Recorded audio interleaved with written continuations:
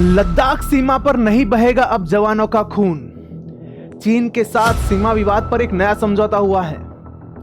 क्या हुआ है नया समझौता? भारत चीन संबंधों में क्या बदलाव होंगे? कैसे सुधार होगा या बिगड़ेंगे रिश्ते? आज के इस वीडियो में भारत चीन संबंधों की पूरी व्याख्या करते हैं। चलिए शुरू करते हैं। मैं प्रणवदीप डीप विजन में आप सभी का स्वागत करता हूं। चलिए शुरू करते हैं। आज का जो हमारा मुद्दा है वो है भारत चीन संबंध। देखिए 2014 के बाद से भारत की जो विदेश नीति हुई है उसकी जो सशक्तता है उसके लिए जो तीन व्यक्ति मुख्य रूप से जिम्मेदार हैं वो ये सामने हैं। तीनों से आप परिचित हैं, माननीय प्रधानमंत्री मोदी जी, जयशंकर जी और अजीत डोभाल जी।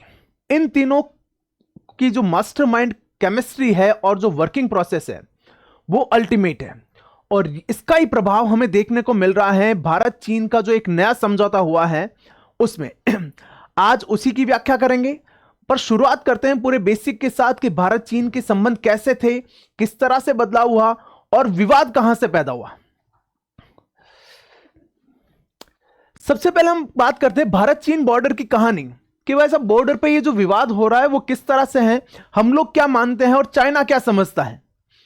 तो सबसे पहले बात करते हैं 1914 की कि 1914 में जब ब्रिटिश गवर्नमेंट रूल था उस समय एक मैकमोहन लाइन बनाई गई थी। ये आप रेड लाइन में यहां पे देख सकते हो, ये मैकमोहन लाइन जो कि क्या कर रही है, इंडिया और चाइना के बॉर्डर को डिसाइड कर रही है। कि जब अंग्रेज थे तभी हम लोगों ने क्या कर लिया था भाई, इंडिया और चाइना के बॉर्डर डिसाइड कर दिए थे, ठीक है। जैसे इधर भारत और पाकिस्तान के में रेड क्लिफ 1947 में बनाई थी, ये 1914 में जो है मैकमोहन लाइन बना दी गई। भारत इसको मानता है कि साहब यही एक्चुअल जो लाइन है वो है, जो सीमा है वो यही है, मैकमोहन लाइन जो है वही सीमा है। इसके अंदर वाला ये जो पूरा हिस्सा है ये क्या है, ये भारत है, ठीक है। अब 1947 में आपको पता है कि जब कश्मीर के साथ एग्रीमेंट होता है अपना 1948 में, तो उस समय पाकिस्तान से कुछ जो पठान कबीलाई हैं वो आते हैं और वो अटैक कर देते हैं और कश्मीर का कुछ हिस्सा जो है वो ऑक्यूपाइड कर देते हैं। ये हिस्सा रहता है 78,000 वर्ग किलोमीटर। मैं बात कर रहा हूं कब की, 1948 की, जब 48 में पाकिस्तान वाले हमला करते हैं और इस हिस्से को क्या करते हैं, ऑक्यूपाइड कर देते हैं, जिसे हम आज कहते हैं POK, पाकिस्तान ऑक्यूपाइड कश्मीर। ये 78,000 वर्ग किलोमीटर कश्मीर का हिस्सा पाक ने ऑक्यूपाइड कर दिया है, ये अपना हिस्सा है। और कुछ समय पहले संसद में माननीय गृह मंत्री जी ने कहा भी था कि ये जो POK हिस्सा है ये हम वापस लेंगे, लेना ही है, ठीक है। ये अपना हिस्सा है और अनऑथराइज्ड वे में उन्होंने ऑक्यूपाइड किया हुआ, क्योंकि इस पे जब सिग्नेचर हुए थे महाराजा हरि सिंह जी के 1948 में, उसमें इस पूरे कश्मीर का भारत में विलय किया गया था। अब बात आती है 1963 की। एक 62 को मैं स्किप ही कर रहा हूं, ठीक है। 62 की कहानी वैसे सबको पता ही है। 62 में अपना भारत और चाइना का एक युद्ध होता है जिसमें हमें हार झेलनी पड़ती है, ठीक है।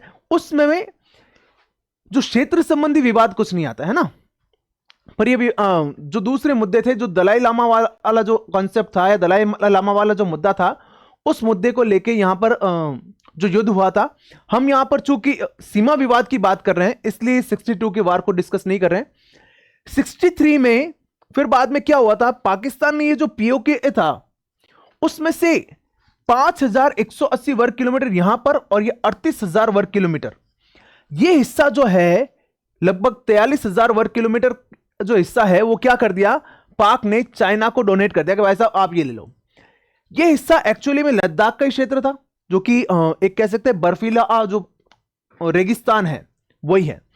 इस हिस्से को हम कहते हैं अक्साई चीन। बहुत से लोगों को पता नहीं होगा कि अक्साई चीन है क्या। अक्साई चीन एक्चुअल में POK का हिस्सा था, जो पाक ऑक्यूपाइड कश्मीर जो 1948 में पाक ने अनऑथराइज्ड वे में ऑक्यूपाइड किया था, उसमें से 43,000 वर्ग किलोमीटर क्षेत्रफल का जो ये हिस्सा है ये चाइना ने पाक को क्या कर दिया, डोनेट कर दिया।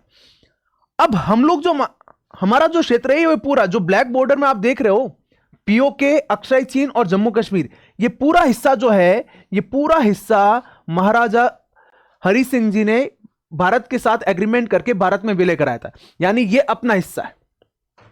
लेकिन चाइना कह रहा है क्या है कि ये जो अक्साई चीन है वो पाकिस्तान से मिला है, इस पर आप दावा नहीं कर सकते हो। तो यहां पर एक लाइन बनती है, देखो, यानी अक्साई चीन को छोड़ दो तो उसके बाद ये एक लाइन बनती है। इस लाइन को कहा जाता है line of actual control, LAC। यानी इससे पीछे जो भी हिस्सा है वो चीन के पास है, और इधर वाला जो अंदर वाला हिस्सा है वो एक्चुअल में भारत के पास है। यहां पर जो ये रेड लाइन वाले देख सकते हो, ये जो रेड लाइन है ये क्या है, आपकी LAC है, लाइन ऑफ एक्चुअल कंट्रोल। इसके अंदर भारत के पास सारा जो अधिग्रहण है, और उससे बाहर ये चाइना के पास है और ये पाकिस्तान के पास है। लेकिन वास्तविक अर्थों में 48 का जो एग्रीमेंट हुआ था उसके हिसाब से ये जो ब्लैक बॉर्डर है, ये ब्लैक बॉर्डर वाला हिस्सा जो है ये पूरा भारत का हिस्सा है। तो हम लोग तो इस पर दावा करेंगे, पर चाइना की देखो, चाइना इससे भी संतुष्ट नहीं है, वो और आगे आना चाह रहा है, और आगे आना चाह रहा है, यानी LAC से भी आगे आना चाह रहा है। तो LAC पर झड़प हो रही है और LAC पर विवाद हो रहा है। विवाद अक्साई चीन में नहीं हो रहा है, फिर बता दूं आपको, इस वाले हिस्से में लड़ाई नहीं हो रही है, लड़ाई यहां पर हो रही है LAC पे। LAC पर एक क्षेत्र है गलवान वैली, ये देखो यहां पर अक्साई चीन हो गया, ये रेड LAC लाइन ऑफ, यहां पर एक गलवान घाटी है। इस गलवान घाटी में 2020 में एक खूनी संघर्ष होता है, यानी वहां पर जो है इंडिया और चाइना के जो सैनिक है वो आमने सामने आ जाते हैं। यह घटनाक्रम है कब, 15 जून 2020 को। और इस कंडीशन में हमने जो 20 सैनिक है, 20 सैनिकों को खो दिया था। हमारे जो 20 सैनिक और एक कर्नल थे वो शहीद हो गए थे। हालांकि वहां पर हमने 40 सैनिक जो है चाइना के भी मारे हैं, यानी जो लड़ाई थी वो बराबर की थी। अब 62 वाली कंडीशन नहीं है कि जो है बहुत आसानी से है जो चाइना जीत गए। अब चाइना भी समझता है कि भारत की पावर क्या है, भारत की पोजीशन क्या है, भारत की जो आर्मी क्या है ना। तो भारत की आर्मी के भले 20 सैनिक जो शहीद हुए, लेकिन सामने वाले चाइना के 40 सैनिकों को मार गिराया हमने। और तब से लेकर गलवान सहित जो पूरी LAC है उस पर जो माहौल है वो बहुत गरमाया हुआ है। यहां पर जो टेंट लगा दिए, अस्थायी शिविर लगा दिए गए, टैंक स्थापित कर दिए गए, मतलब कंटिन्यूस वहां पे चाइना की तरफ से भी और इंडिया की तरफ से भी, यानी सेनाएं जो है वो आमने सामने थी, यानी युद्ध की स्थिति कभी भी बन सकती थी। इस तरह का जो माहौल था, और उस माहौल में ना तो हम लोग चाइना से कोई डील कर रहे थे और ना ही चाइना हमसे डील कर रहा है। कुछ जगह चाइना ने पेशकश की, पर भारत ने कंप्लीटली डिनाई कर दिया कि जब तक आप लोग गलवान घाटी वाला जो विवाद है उसे नहीं सुलझा लेते हैं तब तक हम लोग किसी भी तरह की जो बातचीत है या किसी भी तरह का जो व्यवहार है वो नहीं करेंगे। अब हाल ही में जब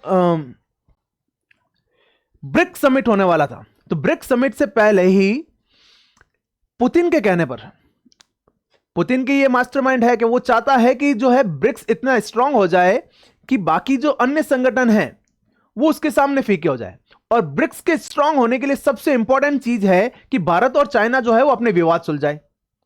तो ब्रिक्स समिट से तुरंत पहले एक एग्रीमेंट होता है, वो होता है पेट्रोलिंग एग्रीमेंट, कि भारत और चाइना के बीच पेट्रोलिंग एग्रीमेंट होता है कि यहां पर जो दिक्कत हो रही है, जो विवाद हो रहा है ना, उस भाई साहब को हम लोग सुलझा लेते हैं, ठीक है। और इसका सीधा सीधा आप संबंध ब्रिक्स से या फिर रशिया से ले सकते हैं कि यहां पर रशिया की मध्यस्थता रही होगी, बिना रशिया की मध्यस्थता के यह चीज संभव नहीं थी। यहां पर पेट्रोलिंग पॉइंट में 2 पॉइंट आते हैं, एक तो डेप्सांग और डेमचौक। यहां पे ये पेट्रोलिंग पॉइंट है।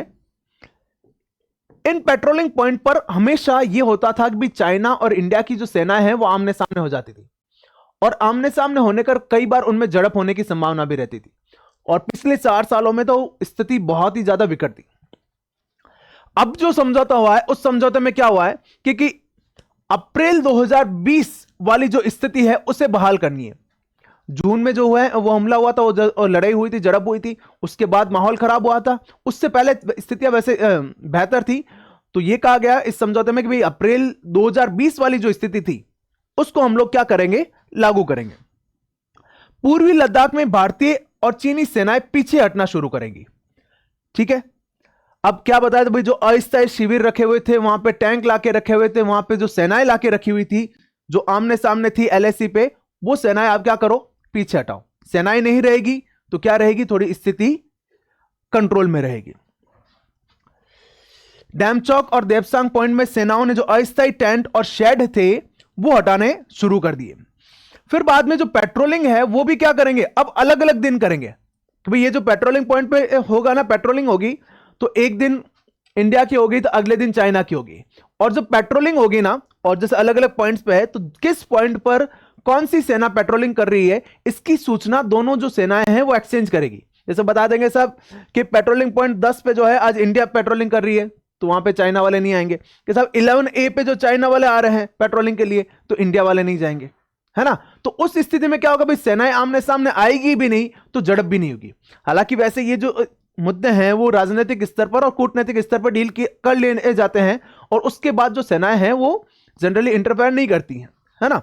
तो यहां पर इस समझौते के बाद ये मान के चल रहे हैं कि दोनों ही जगह जो है, दोनों ही देशों के बीच जो स्थिति है उसमें सुधार होगा, दोनों के रिश्ते बेहतर होंगे। अब ये जो एग्रीमेंट है यहां पर, इसको थोड़ा सा एक बार और देख लेते हैं कि यहां पर वे मुद्दे, कई बार देखो अगर हम कंपटीशन की बात करें तो कंपटीशन में कई बार ये चीज पूछी जाती है कि दोनों देशों के बीच विवाद किन किन क्षेत्रों को लेकर हुआ था। तो एक तो Daulat Beg Oldi, Galwan, hot spring, Demchok, Pangong और देपसंग, ये 6 बिंदु है या 6 जगह है। और कहां पर है, देखो 6 की 6 कहां पर है, ये इस LAC पे है। ये जो LAC है ना, ये कब कहां पर है, LAC पर है। LAC पर ये 6 पॉइंट है, इन 6 पर ही क्या है, सीमाएं जो है, चाइना सैनिक और भारतीय सैनिकों के बीच विवाद बढ़ा है। 2022 में इन 4 जगहों से सेनाएं जो पीछे हट गई थी। केवल 2 जगह जो देपसंग और डैम चौक है वहां पर स्थिति अभी भी जो है नाजुक बनी हुई थी। और 2024 में अब इस विवाद के बाद यहां से भी जो है सेनाएं हट चुकी है। हालांकि 2020 के बाद बहुत बार जो है सैन्य वार्ता हुई। 2020 में 8, 21 में 5, 22 में 4, 23 में 3 और 24 में फरवरी को वार्ता हुई। और अब जो लास्ट अंतिम जो वार्ता हुई, उस वार्ता में जो है इस पेट्रोलिंग समझौते पर जो है सहमति बन पाई है। इस सहमति के बाद जो स्टेटमेंट्स आते हैं वो एक आपके सामने है। माननीय जो प्रधानमंत्री है नरेंद्र मोदी सर, उन्होंने क्या कहा है कि भी 5 साल बाद औपचारिक रूप से बैठक कर रहे हैं। औपचारिक रूप से इंडिया और चाइना भी अभी बैठक कर रहे हैं। इससे बाद में 2020 की गलवान झड़प के बाद दोनों ने कभी औपचारिक बैठक नहीं की थी। और सीमा पर समस्या पर जो सहमति बनी है उनका हम स्वागत करते हैं, और शांति बनाए रखना हमारी प्राथमिकता है। शी जिनपिंग क्या कहते हैं कि मतभेदों को सही तरीके से संभालना चाहिए, विकास के सपनों को साकार करने के लिए कम्युनिकेशन और आपसी सहयोग को मजबूत करना है। ये बात बिजनेस की करते हैं कि बिजनेस संभालना है, रिलेशन स्ट्रांग करने जरूरी है। भारत चीन के संबंध स्थिर बनाए रखने के लिए एक दूसरे के साथ मिलकर साथ काम करना चाहिए, और विकास लक्ष्यों को पूरा करने में मदद मिलेगी। वहां हमारे जो मास्टरमाइंड है विदेश मंत्री जी जयशंकर सर, वो क्या कह रहे हैं कि एक सकारात्मक और अच्छा घटनाक्रम है, बहुत धैर्य और बहुत दृढ़ कूटनीति का नतीजा है। सितंबर 2020 से हम लोग बातचीत कर रहे हैं।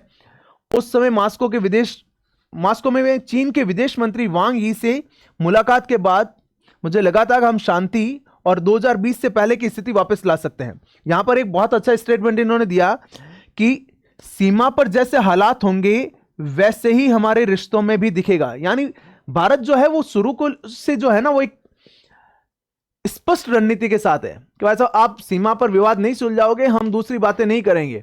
अब हमारे पास विजन स्पष्ट है, हम लोग आधी अधूरी बातें नहीं करेंगे। और इसी का नतीजा है कि चीन को बैकफुट पे जाना पड़ा। चीन ने जो जिन क्षेत्रों पर अतिक्रमण कर लिया था वहां से भी सेनाएं हैं पीछे हट चुकी है। और भारत के दृष्टिकोण में यह एक बहुत बड़ी जीत है। और इसे लेकर हम समझ सकते हैं कि आने वाले समय में जो ब्रिक्स जो है वो बहुत बड़ा जो संगठन बनने वाला है। अगले कुछ वीडियो में हम लोग ब्रिक्स पर चर्चा करेंगे, जहां पर आपको इस भारत चाइना और ब्रिक्स के संगठन के बारे में डिटेल में जानकारी लेंगे। अभी आप मुझे कमेंट करके बताइए कि यहां पर जो भारत की बढ़ती ताकत है उसे आप किस नजरिए से देखते हैं। चलिए मुस्कुराते रहिए, मिलते हैं अगले वीडियो में।